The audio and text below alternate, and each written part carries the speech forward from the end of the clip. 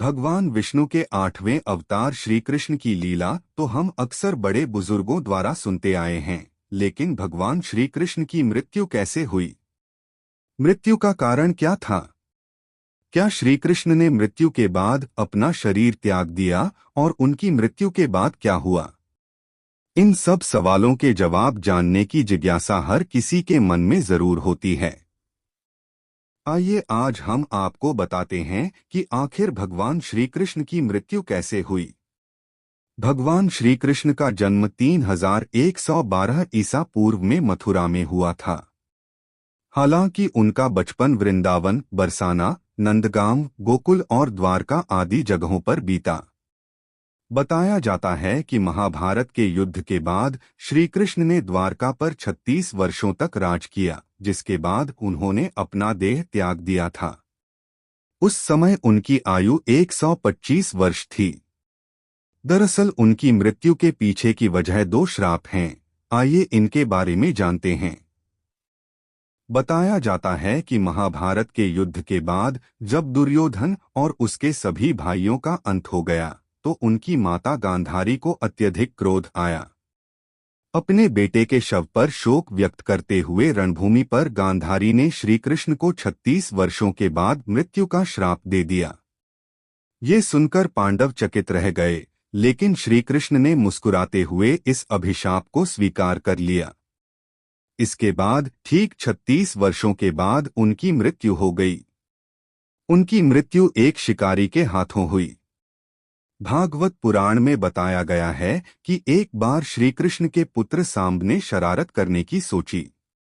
सांब अपने मित्रों के साथ एक स्त्री का वेश धारण कर ऋषिमुनियों से मिलने गए।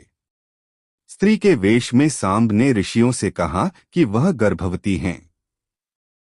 यदुवंश कुमारों की इस शरारत से ऋषियों ने क्रोधित होकर उन्हें श्राप दे दिया कि तुम एक ऐसे लोहे के तीर को जन्म दोगी जो तुम्हारे पूरे कुल का सर्वनाश कर। इस श्राप को सुनकर सांब डर गए और उन्होंने तुरंत सारी घटना उग्रसेन को बताई।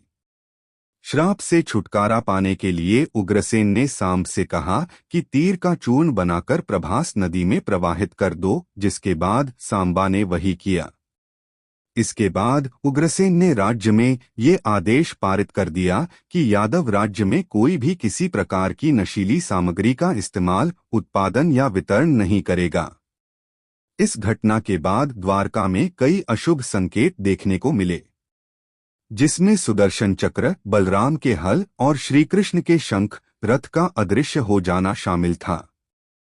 धीरे धीरे यहाँ अपराधों और पापों में भी बढ़ोतरी होने लगी और एक दिन सभी नगरवासी मदिरा के नशे में चूर हो गए और आपस में ही लड़ने मरने लगे। इस तरह सभी आपस में लड़कर मार गए। भागवत पुराण में बताया गया है कि एक दिन श्री कृष्ण पीपल के पेड़ के नीचे विश्राम कर रहे थे। तब जरा नाम के एक बहेलिये ने भगवान कृष्ण को हिरण समझकर उन पर तीर से प्रहार कर दिया, जिसके बाद श्री कृष्ण ने अपने देह त्याग दिया और उनकी मृत्यु हो गई। दरअसल इस तीर में उसी लोहे के तीर का अंश था जिसे सांब ने उग्रसेन के कहने पर चूर्ण बनाकर नदी में प्रवाहित कर दिया था। इस प्रकार ऋषि के श्राप के अनुसार ही समस्त यदुवंशियों का नाश हो गया। गांधारी के श्राप के अनुसार श्री कृष्ण की मृत्यु हो